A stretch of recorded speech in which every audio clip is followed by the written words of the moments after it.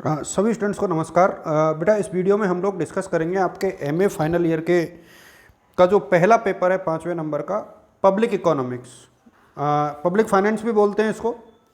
तो इसके कुछ इंपॉर्टेंट क्वेश्चंस और रणनीति आंसर राइटिंग स्किल्स के ऊपर मुश्किल से हम लोग 5-7 मिनट की चर्चा करेंगे।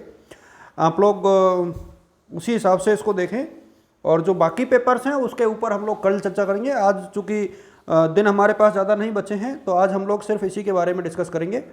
और जो रिमेनिंग पेपर्स हैं आपके 6th 7th 8th और 9th पेपर जो हैं आपके उनके ऊपर हम लोग कल मैं आप लोगों को उनके भी इंपॉर्टेंट क्वेश्चन डाल दूंगा। तो एक तो आप अपने साथियों के साथ शेयर कर देना इसे। और ये सिर्फ एक गैस पेपर है, इसको आप लोग ये ना मान के चले कि सर ने बताया तो आएंगे आएंगे, लेकिन फिर भी आप लोग इन क्वेश्चंस को थोड़ा अच्छे से देख लोगे तो शायद आपके अंक जो है अच्छे आ जाएंगे। तो पहले तो आप देखिए कि 100 नंबर का पेपर है और अपन को 50 का करना है, इसका ध्यान आप लोगों को रखना है। हालांकि लास्ट ईयर आपने पेपर दिया है तो आपको पता है कि किस तरीके से पेपर करना है। Section A B C as it is रहेंगे। आप अथवा वाले दोनों क्वेश्चन कर सकते हैं। इस चीज़ का यहाँ पर यह कि अथवा वाले दोनों क्वेश्चन कर सकते हैं और आप अपने हिसाब से चाहो तो 20 वाले दो कर दो, तो 20 इंटू ये यहाँ पर 40 और एक क्वेश्चन 10 नंबर का करो। चाहो तो 20 नंबर का एक क्वेश्चन करके 3 क्वेश्चन 10-10 के करो, और चाहो तो आप लोग पाँचों क्वेश्चन जो है 10-10 नंबर के करके भी इस काम को कंप्लीट कर सकते हो। मेरी तरफ से सजेशन ये रहेगा कि एक क्वेश्चन 20 नंबर का और प्लस में आप लोग 3 क्वेश्चन जो है 10-10 नंबर के करें तो बेटर जो है स्ट्रेटेजी बन पाएगी और अच्छा आप लोग कर पाओगे। तो अब हम लोग शुरू करते हैं। जैसे यूनिट 1 की हम लोग बात करें तो पहले तो जैसा कि मैंने हर वीडियो में बताया कि 2 यूनिट यदि आप पूरी पढ़ लेते हो तो वहाँ से भी आपका काम हो जाएगा। तो यदि आप लोग कोशिश करोगे तो 2 यूनिट आप पूरी पढ़िए। 2 यूनिट पूरी पढ़ने का मतलब है उसमें से कोई गैस नहीं। तो यदि आप 2 यूनिट मेरे से पूछोगे कि सर आप बता दीजिए कि 2 यूनिट कौन सी है कंप्लीट करें, तो मेरा यहाँ पर ये बहुत सिंपल सा परसेप्शन है कि आप यूनिट 1 और यूनिट 2 को कंप्लीट कर लें। आपको आगे की 3 यूनिट को देखने की आवश्यकता नहीं है। यहाँ से आपको 20 नंबर का एक क्वेश्चन मिल जाएगा और शायद 2 भी मिल सकते हैं, और 10-10 के आपको 4 क्वेश्चन मिल जाएंगे। 4 में से आप कोई भी कर सकते हो। तो यहाँ से यदि आप इन 2 यूनिट्स को पूरी करते हो तो आपका जो पेपर है वो अच्छा हो जाएगा। अब नंबर ऑफ क्वेश्चंस के साथ आपको कुछ इंपॉर्टेंट क्वेश्चंस के ऊपर मैं बात करूँ तो लोक वित्त यानी पब्लिक फाइनेंस के स्कोप और प्रकृति की विवेचना कीजिए, यानी explain the nature and scope of public finance. तो एक क्वेश्चन ये बनता है role of government in the economy and scope of fiscal action. ये दूसरा क्वेश्चन बनता है यहाँ पर कि जो अर्थव्यवस्था में सरकार की भूमिका और जो राजकोषीय क्रियाएं होती हैं उनका क्या एक्शन होता है, उसका क्या क्षेत्र है पब्लिक फाइनेंस में। एक क्वेश्चन यहाँ से बनता है। और ऑप्टिमल बजटिंग, तो मेरा ये मानना है कि आप पहला ये क्वेश्चन ये और एक ऑप्टिमल बजटिंग यदि आपको कहीं मिल जाता है तो पढ़ लीजिए। हालांकि ये अमूमन जो है मिलेगा नहीं। ऑप्टिमल बजटिंग आपको ये मसग्रेव वाला है और अमूमन नहीं मिलता है, तो कोई बात नहीं। इसका विकल्प मैं आपको बता दूंगा कि इसकी जगह क्या पढ़ना है। आप चाहो यदि नहीं मिले तो इसको you can leave. Theories of public expenditure, तो मेरा यह है कि एक क्वेश्चन तो आप ये पूरा पढ़ के जाएं।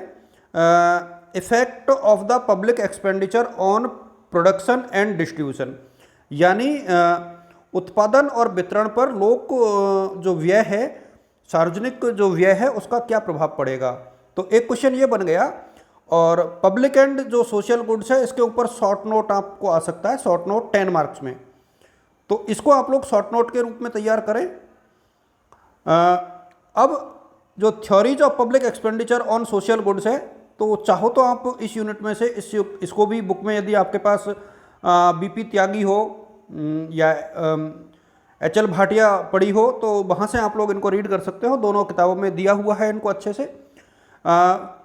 तो यहाँ से ये क्वेश्चन है। अब आप चाहो तो theories of public expenditure on social good छोड़ सकते हो, क्योंकि हम लोग इसको देख ही रहे हैं। इंपॉर्टेंट क्वेश्चन के हिसाब से यदि आप पढ़ना चाह रहे हो तो बाकी क्वेश्चन ये बनता है। अब यदि आप सिर्फ 2 यूनिट पढ़ते हो तब तो मैं आपको ये सलाह दूंगा कि आप लोग जो है ये सारे क्वेश्चंस करें जो बन रहे हैं। और यदि आप 3 या 4 या 5 यूनिट पढ़ते हो और उसमें से इंपॉर्टेंट देख रहे हो, तो जिनको मैं इंपॉर्टेंट बता रहा हूँ उनको आप कर सकते हो। जैसे कि यहाँ इस टॉपिक को आप लोग पढ़िए यदि 5 यूनिट पढ़ते हो तो, और इसके बाद effect of public expenditure on production and distribution पढ़िए और ये शॉर्ट नोट पढ़िए। और इसके बाद हम लोग सेकंड यूनिट की बात करें तो सेकंड यूनिट में पब्लिक रिवेन्यू, इसमें टैक्सेशन, तो कैनन्स ऑफ टैक्सेशन आप यहाँ पर देख सकते हो। और कैनन्स ऑफ टैक्सेशन आपको पता ही है कि एडम स्मिथ ने जो 4 कैनन्स दिए थे, उसके बाद 4-5 के साथ 3-4 और जोड़ दो तो 7 जो कैनन्स बनते हैं हमारे, वो यहाँ से बहुत सिंपल सा क्वेश्चन है। ये क्वेश्चन अमूमन एग्जाम में आता है, यानी करारोपण के सिद्धांत। तो एक क्वेश्चन तो ये बन गया। देन जस्टिस इन टैक्सेशन, और जस्टिस इन टैक्सेशन में से जो क्वेश्चन बनता है वो है इक्यो एब्सोल्यूट, इक्यो प्रोपोर्शनल, ये दोनों, तो इनको भी पूछता है एग्जाम में, तो ये भी आपको पढ़ने हैं। यदि 2 यूनिट आप कर रहे हो तो एग्जाम के लिए काफ़ी इंपॉर्टेंट है। और क्लासिफिकेशन ऑफ गवर्नमेंट बजट, इसको आप चाहो तो छोड़ सकते हो क्योंकि ये आपके लिए थोड़ा सा टफ पड़ जाएगा यदि पूरा पढ़ोगे तो। और major trends in public expenditure in India, आप चाहो तो इसको भी जो है यहाँ पर स्किप कर सकते हो यदि आप 5 यूनिट पढ़ रहे हो तो। यदि 5 यूनिट नहीं पढ़ रहे हो तो बात अलग है। इसके बाद हम लोग थोड़ा सा और आगे बढ़े, इसमें टैक्सेशन की बात करें। अब ये 3rd यूनिट बहुत बड़ी है, आप यहाँ पर देख पा रहे हो कि 3rd यूनिट बहुत बड़ी है, और 3rd यूनिट बहुत बड़ी है। तो इसमें से मैं आपको कुछ क्वेश्चंस जो हैं बता देता हूँ, यदि आप में से कुछ स्टूडेंट इसको भी करना चाह रहे हो तो। एक तो ये पहला जो क्वेश्चन है, the incidents of taxation under monopoly and perfect competition, effect of the commodity taxation on production via relative price and resources allocation. तो ये क्वेश्चन, हालांकि ये टफ बन जाएगा यहाँ पर, इसीलिए मैं कह रहा हूँ कि आप जो करापात या कराघात का जो करापात यानी किसके ऊपर जो गिरेगा उसको यदि आप देखना पाओगे तो इंसिडेंट्स ऑफ टैक्सेशन आप दोनों कंपटीशन में देखना पड़ेगा। तो जो स्टूडेंट इसको देखना चाहें वो देख सकते हैं। इसके बाद आप यहाँ पर एक question effect of direct tax on products, इसको रहने दो आप लोग। ओवरऑल प्रोग्रेसिव टैक्स, इसको भी आप लोग छोड़ सकते हो। ये आप यहाँ पर करिए salient feature of Indian tax system, यानी भारत में जो करों की व्यवस्था है उसकी प्रमुख विशेषताएं कौन कौन सी हैं, इसको आपको देखना होगा। और इसके बाद एक क्वेश्चन आप यहाँ पर ये देख सकते हो कि भारत में जो टैक्स स्ट्रक्चर है उसमें बड़े परिवर्तन क्या हुए, इसके ऊपर शॉर्ट नोट आ सकता है, लेकिन आंसर लिखने में यहाँ भी आपको प्रॉब्लम आएगी। तो मेरा कहने का मतलब यह कि आप चाहो तो इस यूनिट को छोड़ भी सकते हो वर्तमान पैटर्न के हिसाब से। आगे चल के तो हालांकि ये सब पढ़ने पड़ेंगे, बट इस पैटर्न के हिसाब से आप इसको छोड़ सकते हो। और थोड़ा बहुत यदि आपको देखना है तो जीएसटी के बारे में आप लोग, एक क्वेश्चन बनता ही है कि जीएसटी क्या है, और इसकी मीनिंग्स और इसका कॉन्सेप्ट और इसके स्लैब्स, पूरा नहीं पढ़े, स्लैब्स तक देखें और उसके बाद थोड़ा सा जीएसटी काउंसिल और इसके फंक्शंस को देख लें। बस इतना ही देखें, पूरा देखने की आवश्यकता मेरे सामने आपको नहीं है, इतना सा आप देख ले। Explain the meaning and concept of GST and write a short note on GST council, explain its structure and major functions. ये क्वेश्चन यहाँ से बनता है। इसके बाद हम लोग थोड़ा और आगे बढ़े तो ये जो 2 यूनिट हैं, यानी 5वीं और 4थी यूनिट है,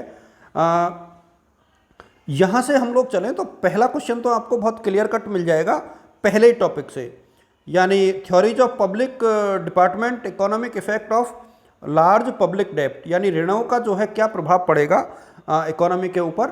तो एक तो ये शुरुआती क्वेश्चन बन जाता है और इसको आप लोग छोड़ सकते हो सेकंड टॉपिक को। Then theories of federal finance and relationship between the central and state government in India. तो ये एमए के हिसाब से काफ़ी बढ़िया क्वेश्चन यहाँ पर बनता है। तो ये दिया हुआ है आपके सारी बुक्स में दिया हुआ है पब्लिक फाइनेंस की में। HL भाटिया और BP त्यागी का नाम मैं बार बार में ले रहा हूँ क्योंकि अच्छी किताबें हैं और इनमें काफ़ी चीज़ें मिल जाती हैं। NDC एलोकेशन को आप लोग छोड़ सकते हो चाहो तो। यहाँ पर आपको एक काम जरूर करना होगा कि जो मेन रिकमेंडेशंस हैं, जो लेटेस्ट फाइनेंस कमीशन है यानी 15वें वित्त आयोग की जो सिफारिशें हैं, उसे आप लोग थोड़ा सा देख लें, शॉर्ट नोट में आ सकती है। इस यूनिट को भी मैंने काफ़ी हद तक जो है बहुत ज़्यादा वेटेज नहीं दिया है एग्जाम के पॉइंट ऑफ व्यू से। हालांकि क्वेश्चन तो यहाँ से भी एक क्वेश्चन 2 क्वेश्चन 10-10 नंबर के आएंगे ही आएंगे, 20 नंबर का शायद ना आए, लेकिन 10-10 नंबर के यहाँ से क्वेश्चन 100% आएंगे। फिर हम लोग आते हैं सीधे सीधे 5वीं यूनिट के ऊपर। तो मेरा ये मानना है कि चूँकि एमए में राजस्थान के बारे में कोई क्वेश्चन आप पढ़ोगे, इसको आप लोग चाहो तो छोड़ दो, इस पूरे सेक्शन को छोड़ दो नीचे वाले को। हालांकि क्वेश्चन यहाँ से एक क्वेश्चन 10 नंबर में आएगा ही आएगा, लेकिन आप चाहो तो इस वाले सेक्शन को छोड़ दो पहले तो, क्योंकि इसके लिए आपको अलग से पढ़ना पड़ेगा, किताब भी अलग से देखनी पड़ेगी। फिस्कल पॉलिसी, यहाँ से पहला क्वेश्चन आप ये देखिए, fiscal policy for developing economy.